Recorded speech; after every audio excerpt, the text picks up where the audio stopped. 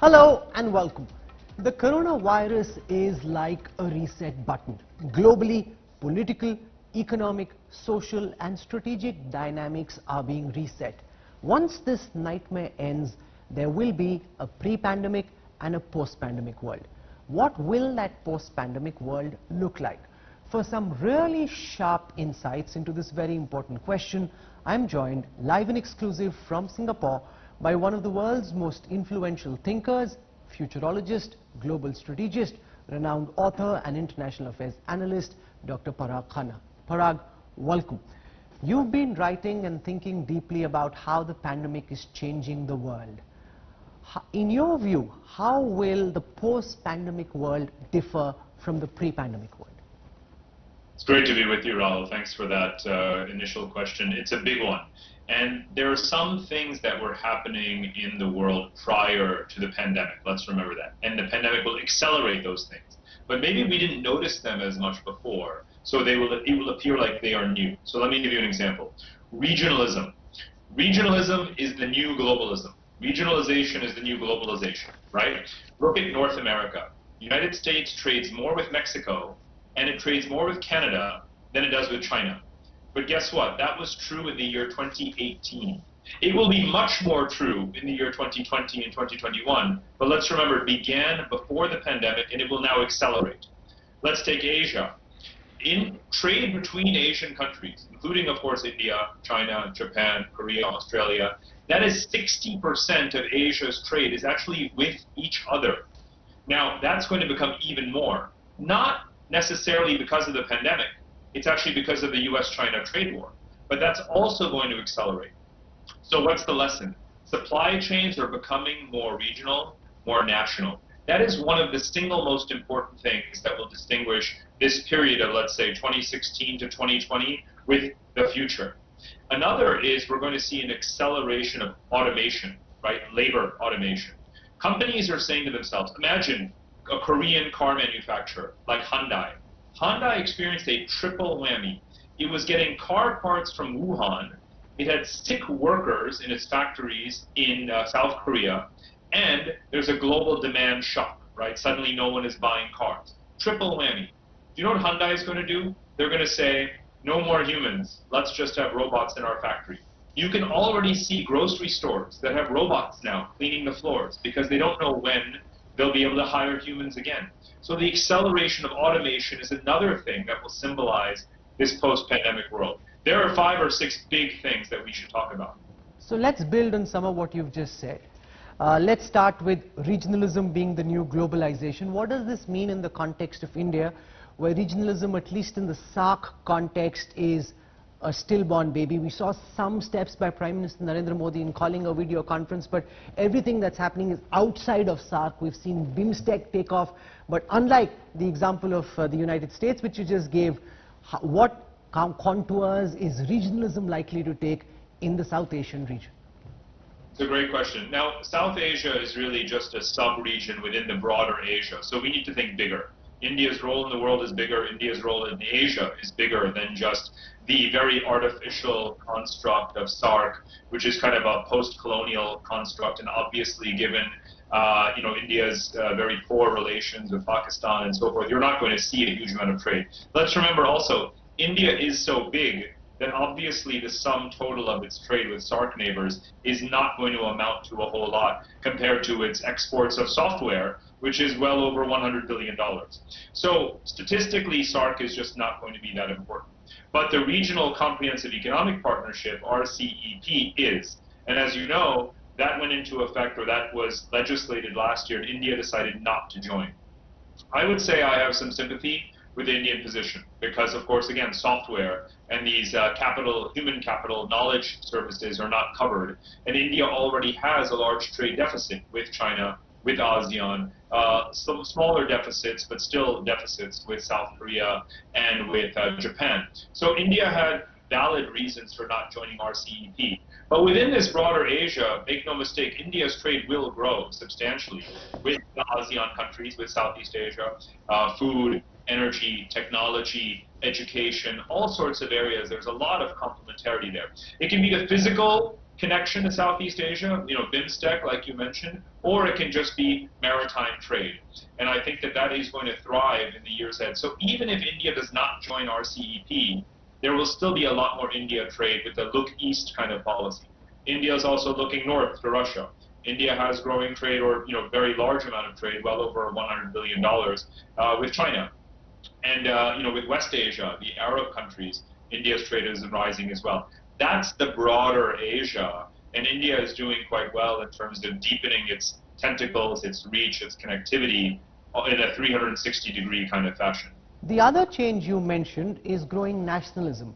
Now, we've already seen some of this play out in countries like Hungary, where Prime Minister Viktor Orban has already taken over extra powers, making him leader for life in some senses. And we've already got populist leaders in many countries of the world. How do you see nationalism play out in the post-pandemic world? Will some of these changes become permanent? Are governments going to get bigger and more stronger? Well, government's getting bigger and stronger, a stronger state in the sense of an effective, competent government that actually does things for its people, that delivers public services, security, education, healthcare, broader welfare benefits. That's not a bad thing. The finest governments in the world are big governments in Scandinavia, in the democratic countries of East Asia, like Japan and South Korea. So that's quite different from nationalism. Nationalism is punitive. It is not just patriotism. It's not just I'm proud of my country. It's I'm good and you're bad. Now, we've been seeing this nationalism, but let's ask ourselves, what has it actually accomplished? Has America First been good for America? Certainly not from an economic standpoint. Has Brexit been good for Britain? Obviously not. So let's focus on whether or not there is going to be a cost-benefit calculus, really, that is going to take place around the world as governments, as people realize that many of their governments have failed them in this pandemic. How does this relate to nationalism? Well, let's think about migration, right? Some of the countries that are the most nationalistic and the most xenophobic, places like Hungary, places like Italy, actually have declining populations. They are the places that their own citizens are leaving. So you can talk about nationalist leaders. Show me a nationalist society. Because the same places where you see nationalist leaders are the places where their own citizens are fleeing and saying, get me out of here, my government is terrible. So I think there's going to be, again, a pre-pandemic and a post-pandemic, because you'll see even more emigration. We're actually at a very unique point in history. We have a complete standstill in global migration, right? We're running an experiment on humanity. 8 billion people are within their borders and are not leaving right now. But what happens when that fog lifts? People will vote with their feet again. And there are countries that are desperate for more migrants. The United States, by the way, is itself desperate for more migrants. Mick Mulvaney, Trump's most recent chief of staff, gave a speech the week before he was sacked, which was about a month ago, in which he said, we are desperate for more migrants. We want them to come legally, but we need them more than ever for our economy. And even with unemployment at record highs, let's remember that immigration is not just about numbers, it's about skills. So the Americans that have lost their jobs is different from the Indian IT engineers that America brings in on H-1B visas.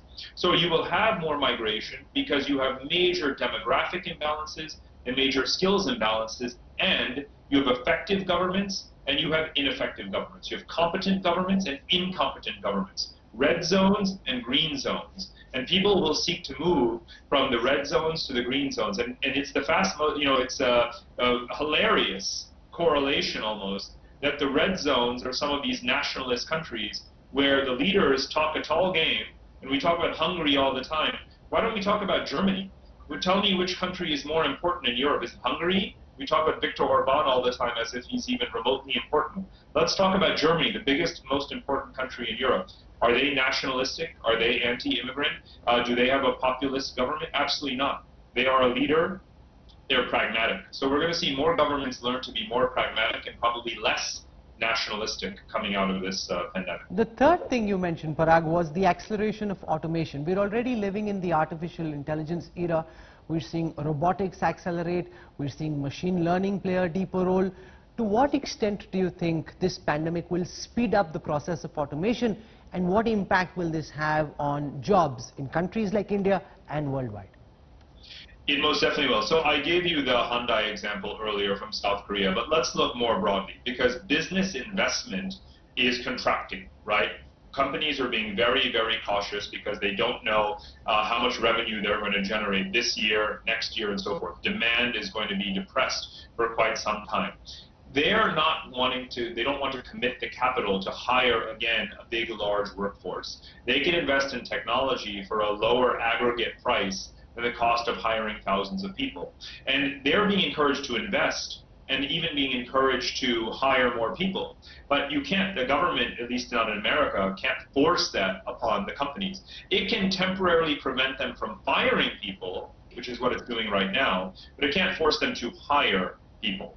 And therefore, you'll probably see continued rise in unemployment. And to the extent that companies are investing, they will invest in more automation. And they'll do it for a number of reasons. One, again, is a skills mismatch. Sometimes companies automate just because they don't have enough people to do all the work that's needed. Another is economic. It's cost effective to do so in the long run. It also is about competition in terms of getting an edge on the other players in your industry. There are many reasons why automation has been happening all along, and it's certainly going to accelerate as well in light of the pandemic. In your view, which countries are likely to emerge stronger in the post-pandemic world? Which countries are likely to see their position in the world go down, and why? Well, we could start with the economics, obviously. Those countries that are losing substantially, that are going into recession, if not depression, where unemployment is rising, where growth is going to contract 5% or more, where there's going to be huge fiscal deficits, where they have to take on a lot of debt.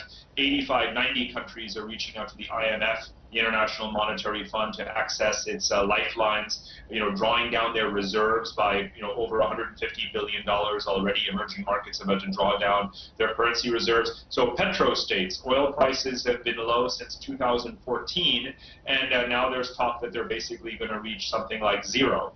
So obviously there's a large number of countries that may not have huge populations, but are petro-dependent, commodities-dependent, and in extreme amounts of debt and financial strain with high unemployment and potentially political instability. So the list of losers, quite frankly, Rahul, is 100 countries or more.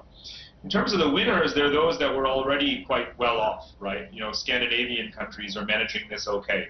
Norway is going to be just fine, even with low oil prices.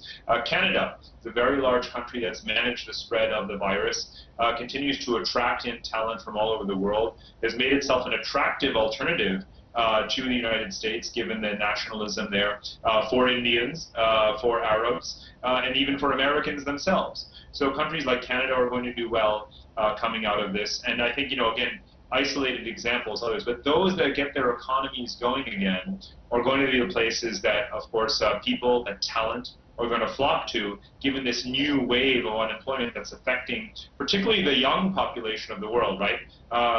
Most of the world population is under the age of 40, and just like millennials suffered this terrible economic experience of the financial crisis in the West in particular in 2008, now, a decade later, the Generation Z, as it's known, is entering the labor market in these horrible conditions. And that makes them willing and able to move to places that are offering a better quality of life, that are offering jobs. So those places that can absorb talent are going to do well. What will this pandemic mean for the United States' position in the Committee of Nations? We've already seen under President Trump, the US wanting to take a backseat, no longer want to be the leader of the world. And what will this mean in the context of President Trump's re-election chances? Does the pandemic and the economic gloom at this time make it tougher for President Trump to get re-elected, or does it make it easier?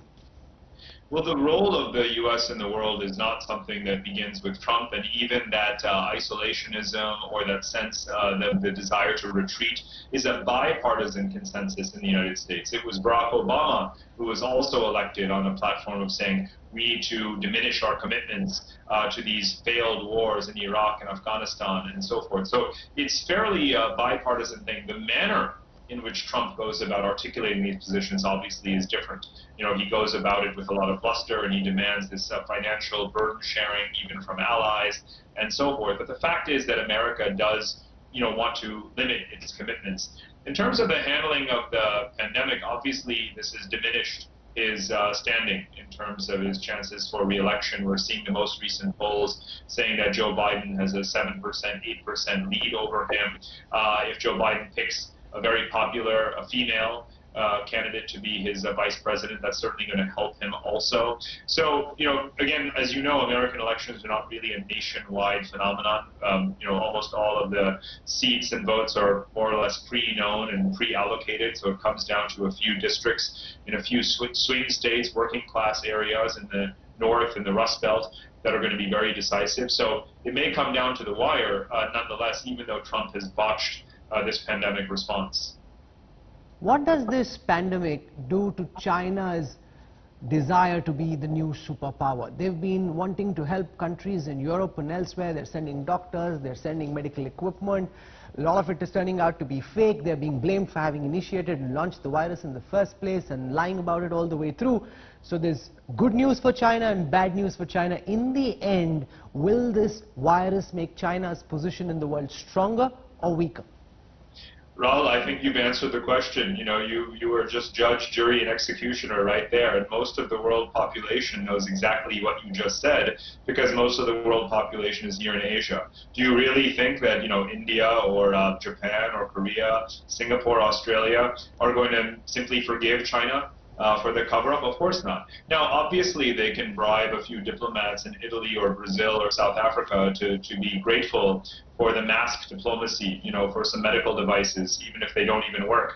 But again, the majority of mankind lives here in this Asian region. We know very well what China has done, how it's covered it up, what its ambitions are. And by the way, of course, we knew this before the virus. We didn't need this virus to know that the Chinese, Communist Party is authoritarian and self-serving and opaque. We simply now know that better than before. Now the whole world more or less knows it. Let's remember that the European Union, which has generally been quite China-friendly in comparison to the United States, declared that China is a strategic rival before the pandemic, right?